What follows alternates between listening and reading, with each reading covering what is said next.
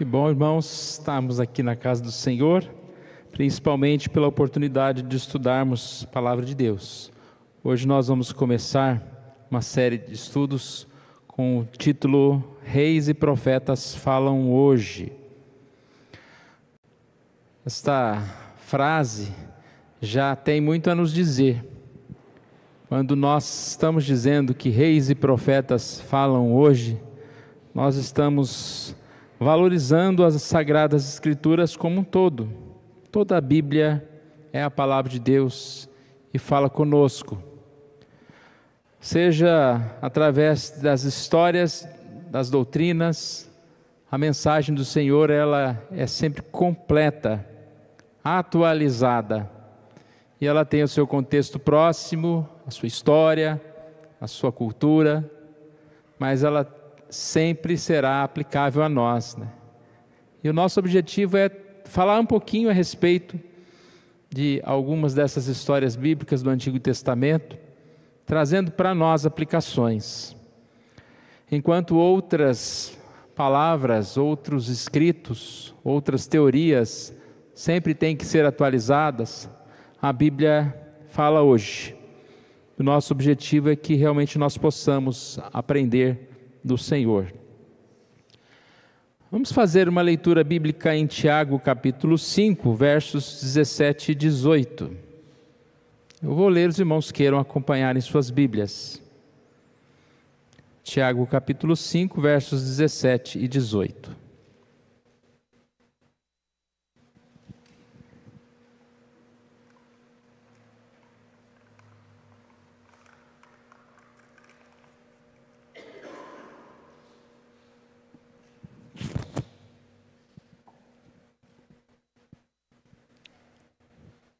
Tiago capítulo 5, versos 17 e 18, nos diz: Elias era um homem semelhante a nós, sujeito aos mesmos sentimentos, e orou com instância para que não chovesse sobre a terra.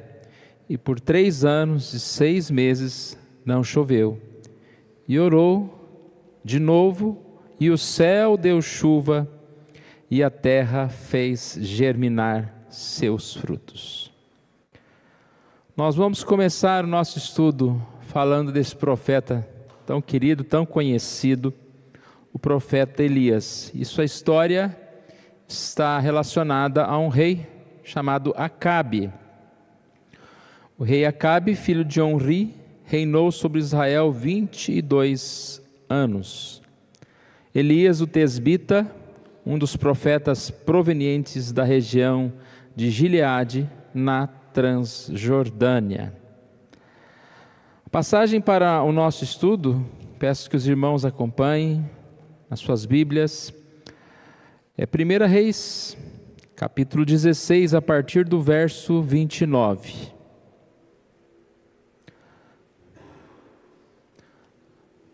A história do profeta Elias, juntamente com o rei Acabe, ela acontece nessa passagem de 1 Reis, capítulo 16, a partir do verso 29, até o capítulo 19, verso 21. E se você acompanhar na sua Bíblia, nós temos alguns títulos que estão ali, são 8 títulos. O reinado de Acabe, de Israel, seu casamento com Jezabel. Elias prediz grande seca, corvos o sustentam. Elias e a viúva de Sarepta. Elias apresenta-se diante de Acabe.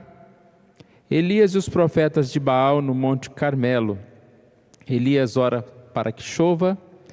Elias no Monte Horebe, a vocação de Eliseu. Nós vamos falar apenas os primeiros 3 tópicos aqui, nesta noite. Começando aqui do primeiro, o reinado de Acabe de Israel, seu casamento com Jezabel. 1 Reis, capítulo 16, a partir do verso 29, eu não vou ler totalmente os textos, mas quero acompanhar aqui, vou lendo a história que está aqui no texto.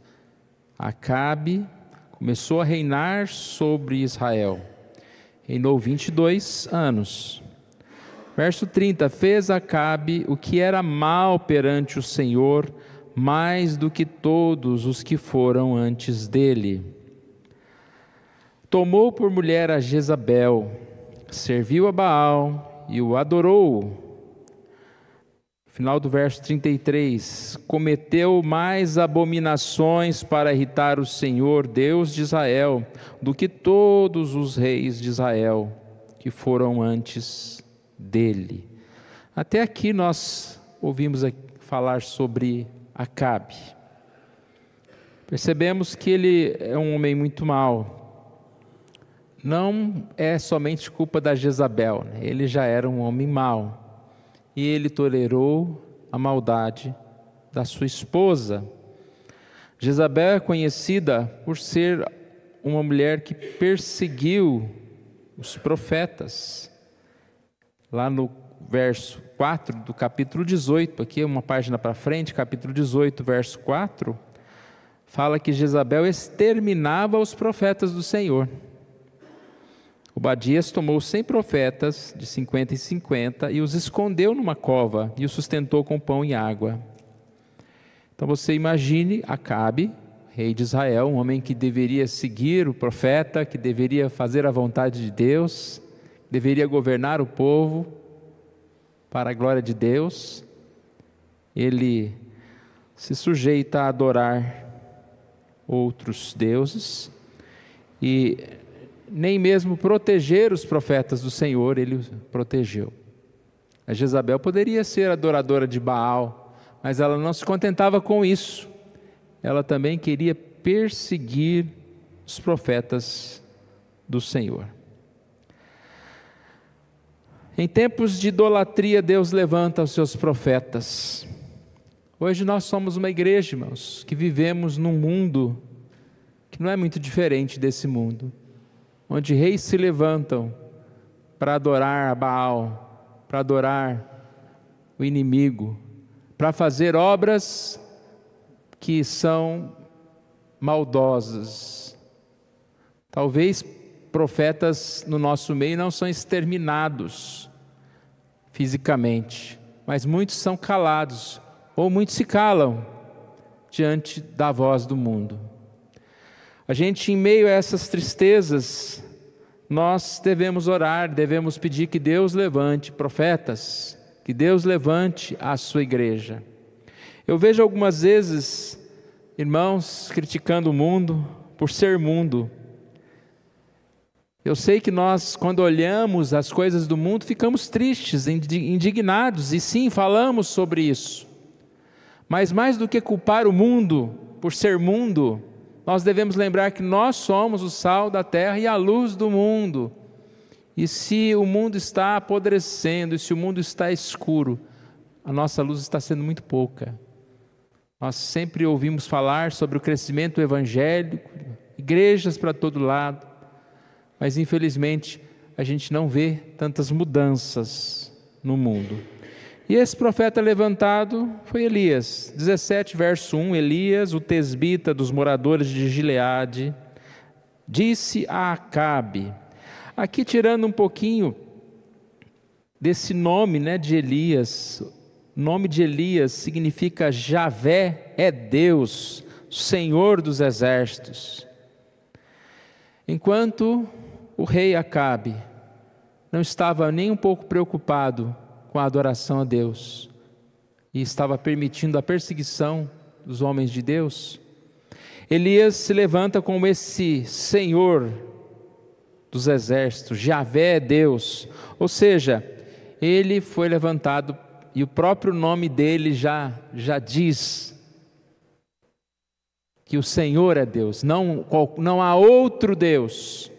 E em meio a esse tempo de calamidade espiritual, de falência moral, Deus levanta o profeta. E o que acontece? Ele fala com Acabe e disse: tão certo como vive o Senhor Deus de Israel, perante cuja face estou, nem orvalho nem chuva haverá nestes anos, segundo a minha palavra. Nós entramos já no ponto 2. Elias prediz grande seca, corvos o sustentam. Pela desobediência do povo, o Senhor fechou os céus, que era a evidência da bênção, as chuvas, o alimento, o sustento. E assim o Senhor fez, usando o seu profeta.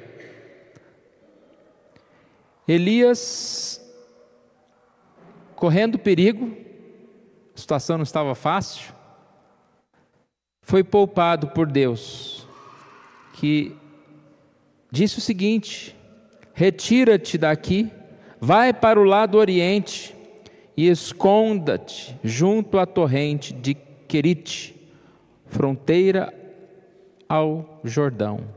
Se os irmãos quiserem acompanhar, permaneça a Bíblia aberta. 1 Reis 17, verso 4.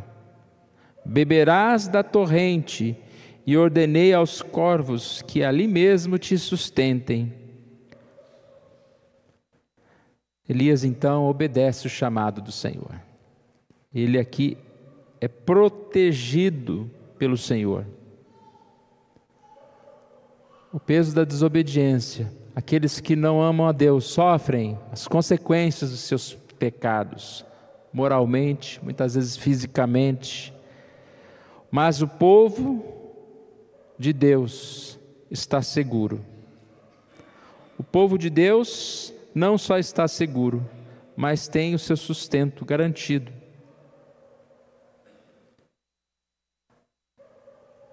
Aqui disse que, de forma miraculosa, ele tinha água da torrente que ainda não havia secado, e corvos ali mesmo o sustentavam, levando carne. Não era carne estragada, carne podre, não, era carne mesmo, boa. Milagre de Deus. Mas quando nós estudamos, a nossa intenção aqui é tentar memorizar isso. Às vezes a gente lê histórias bíblicas como se fosse uma historinha contada. Nós estamos diante de um fato, de um milagre que aconteceu, e Deus sustentando naquele momento. Deus preserva os seus filhos. Deus preservou o seu profeta. Deus colocou em paz em meio àquele grande momento. Essa proteção de estar distante foi temporária. Aqui diz o texto que passado dias a torrente secou, porque não chovia sobre a terra. E nós entramos no ponto 3, que tem duas partes, é um pouquinho maior. Esses alguns dias, segundo comentaristas, é cerca de 1 ano. E depois, então, de 1 ano em Querite, a torrente seca, e Deus fala para Elias ir para Sarepta.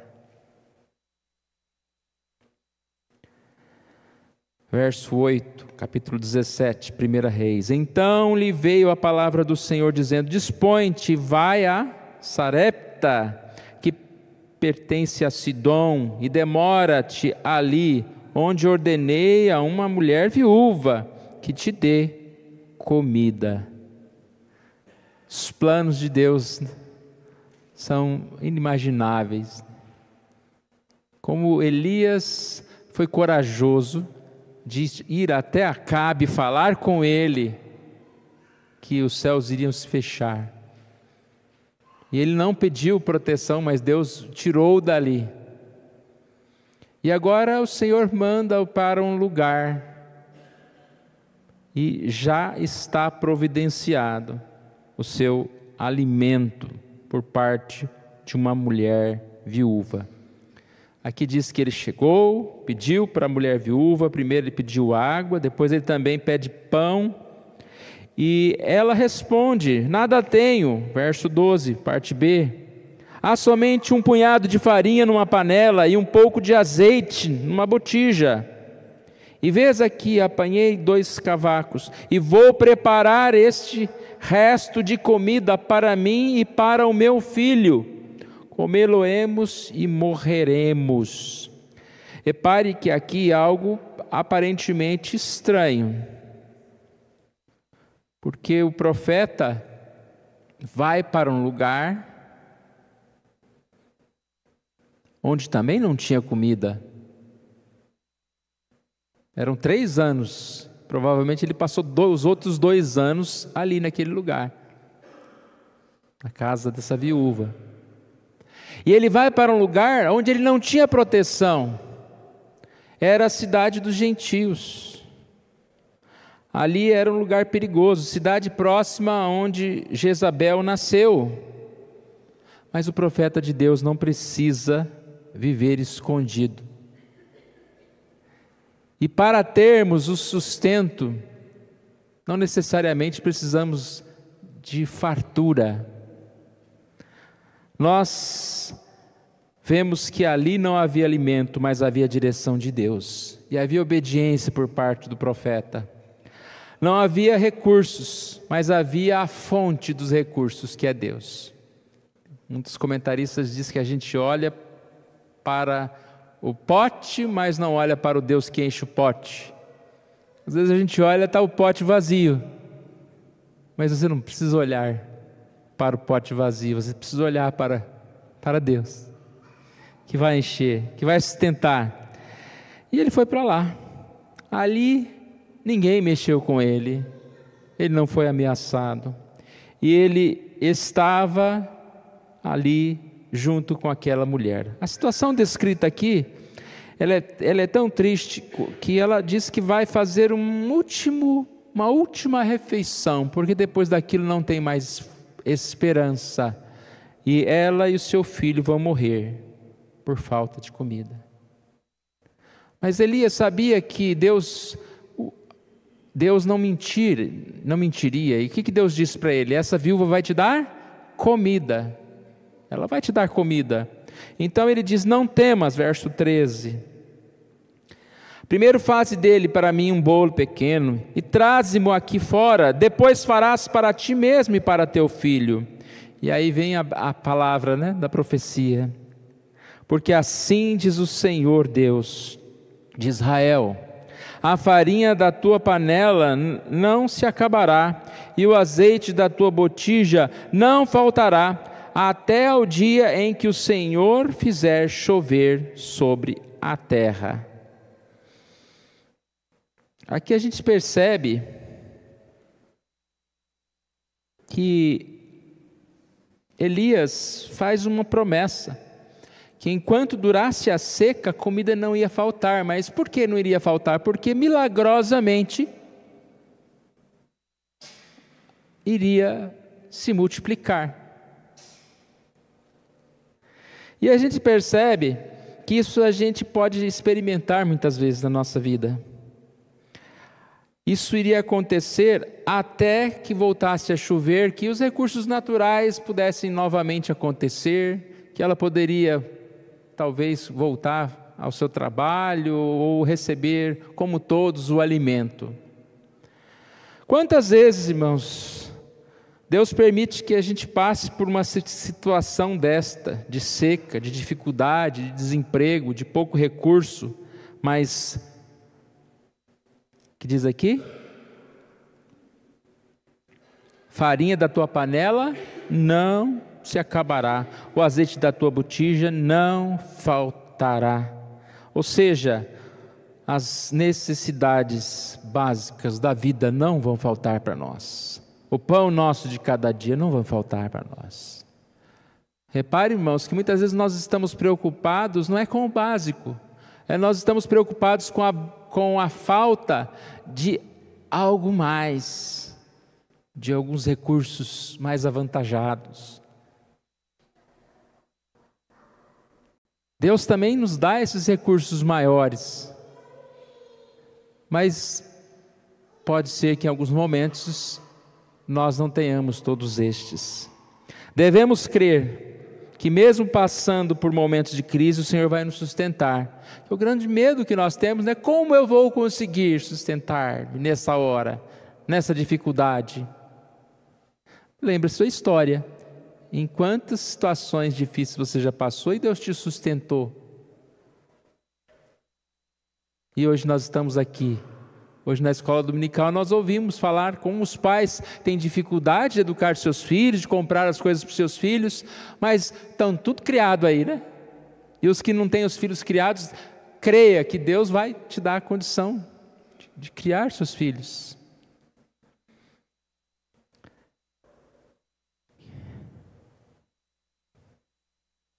Agora então acontece algo estranho. A partir do verso 17, diz que adoeceu o filho da mulher, a dona da casa, uma doença de morte, e ele morreu.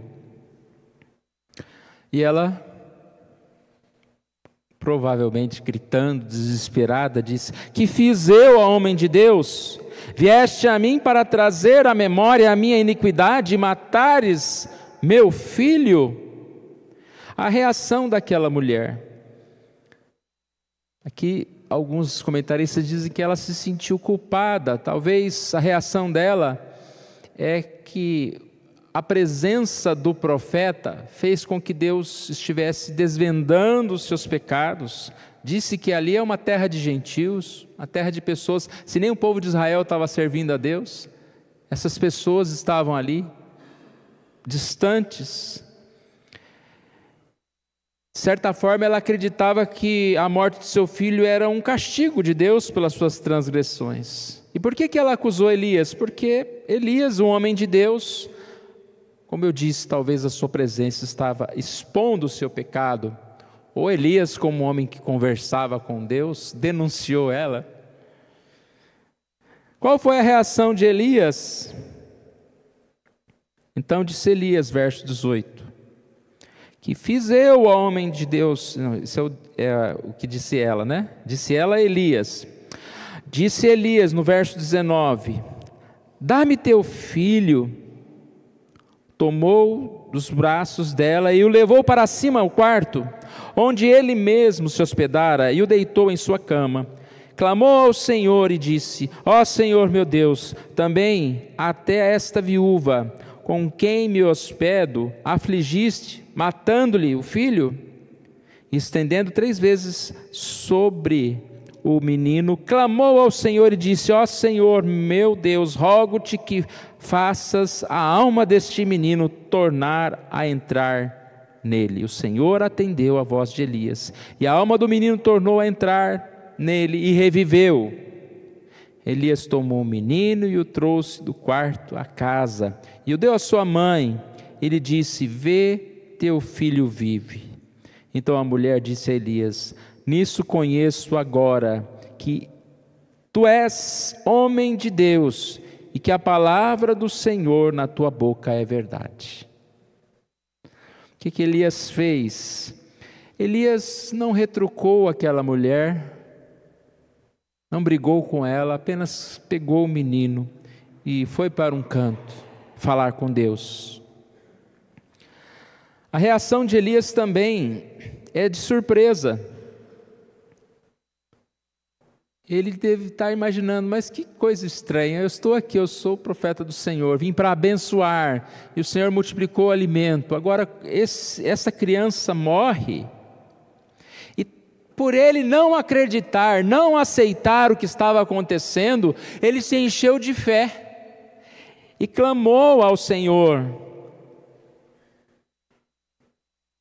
Senhor meu Deus, rogo-te que faças a alma deste menino tornar a entrar nele. É uma oração muito ousada, e aqui acontece a primeira ressurreição que aparece na Bíblia. Mas é uma oração em tempos de crise, em tempos difíceis, em tempos em que nós não devemos olhar para a situação, para a calamidade e nos contentar com ela, mas clamar ao Senhor. Seja um problema que nós estejamos enfrentando, ou um problema com a nossa família, com os nossos filhos, seja um problema moral, espiritual, uma catástrofe, ore ao Senhor: Senhor, venha, Senhor, rogo-te que traga a vida novamente para mim, para o meu lar.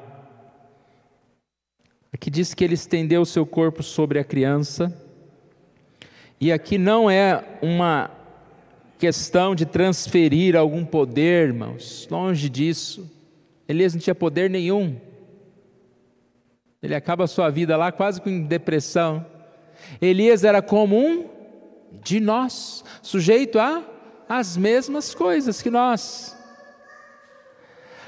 Nós somos instrumentos de Deus, somos usados por Deus, e quando nós somos usados por Deus, nem nós e nem os outros devem dar glória a nós, assim a Deus. Não podemos exaltar pregadores, não podemos exaltar homens, porque se eles estão ali fazendo coisas muito bonitas, abençoadas de Deus, é única e exclusivamente pela misericórdia. E assim Deus fez com Elias. Então o gesto dele deitar ali, estender o corpo sobre a criança, era uma postura de identificação. Sabe, como se você abraçasse uma pessoa, como se você tivesse unido aquela pessoa, orando por aquela pessoa, e aquele menino ressuscitou. Deus deu vida aos mortos, Deus é capaz de fazer qualquer coisa.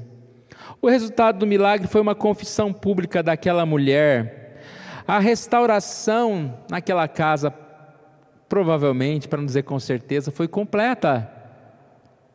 O profeta não foi lá para dar comida para aquela mulher, mas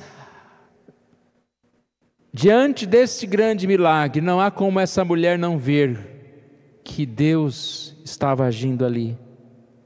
Nisso conheço agora, verso 24, que tu és homem de Deus e que a palavra do Senhor na tua boca é verdade. Não só de palavras, mas quando a gente vê que aquela palavra é verdade, quando o Espírito Santo fala conosco que a palavra é verdade. Foi isso que essa mulher experimentou. Ela testemunhou um Deus que não provê apenas o alimento, mas que provê a vida.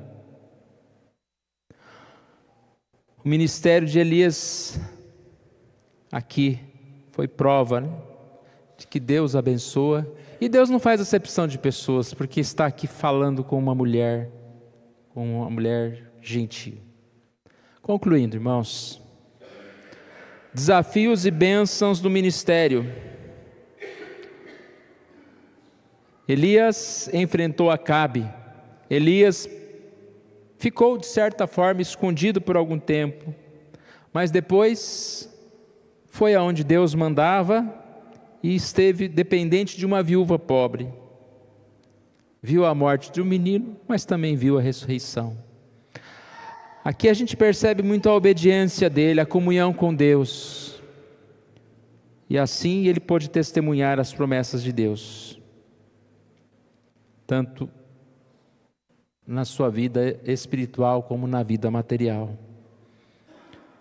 Nós precisamos buscar essa comunhão com o Senhor, irmãos. Mesmo não sendo o profeta, né? Nós somos profeta hoje, não como no sentido do Antigo Testamento. Nós somos profetas de levar a profecia, a revelação de Deus. Isso é ser profeta, falar a palavra de Deus. Como profetas de Deus, nós precisamos ter comunhão com o Senhor. Como Acabe se afastou do Senhor, aquele rei mau vai passar do mal por pior. Quem conhece a história sabe que não acabe bem, não acaba bem a vida dele. Está passando por esse tempo de seca, mas os servos de Deus são sustentados. O sustento maravilhoso de Deus em nossa vida ensina-nos a viver na dependência dEle. Deus milagrosamente proveu alimento através de meios improváveis. A gente muitas vezes quer apontar para Deus como a gente quer ser alimentado, do que a gente quer ser alimentado, quando a gente quer, aonde a gente quer.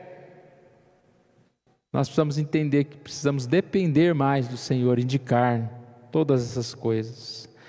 E de formas improváveis e maravilhosamente melhores do que as nossas, do que o nosso pensamento, Deus pode e vai agir.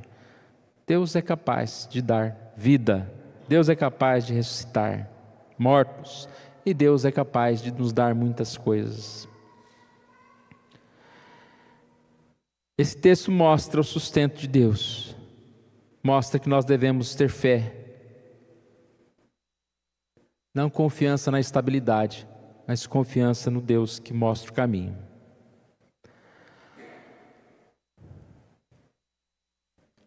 Necessidades são janelas abertas para a confiança. Ao mesmo tempo que a fé, essa esperança, nos faz enxergar e nos faz alcançar muitas bênçãos, o alcançar as bênçãos nos faz felizes, nos leva à alegria e à paz. O suprimento é motivo de bênção, de glórias a Deus.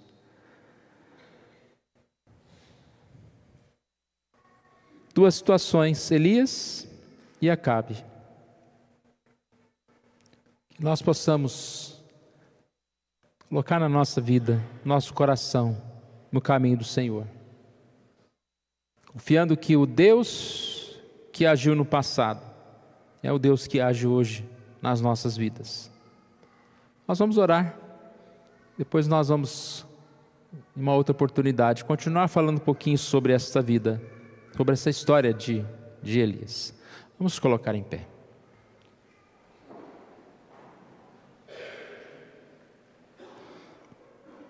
Pai querido, o Senhor é um Deus querido, um Deus de amor, é um Deus que nos sustenta. Obrigado, ó Deus, pela Tua palavra, e que nós possamos descansar no Senhor, ó Deus. Vivemos tempos de tanta insegurança, de medo, preocupações, ó Pai, com o futuro, preocupações com os nossos familiares, ó Pai, mas que mais uma vez nós possamos confiar que o Senhor, Deus, tem todas as coisas sob seu controle. O Senhor vai punir os maus, o Senhor vai julgar aqueles que se separam do Senhor. O Senhor vai nos dar proteção, mesmo em meio às dificuldades.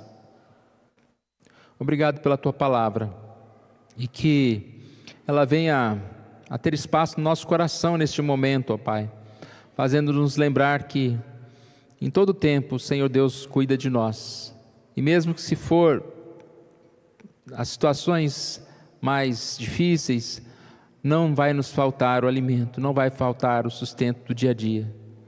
Que assim, ó Deus, nós sejamos sempre firmes no Senhor, ó Deus, esperando e confiando no Senhor.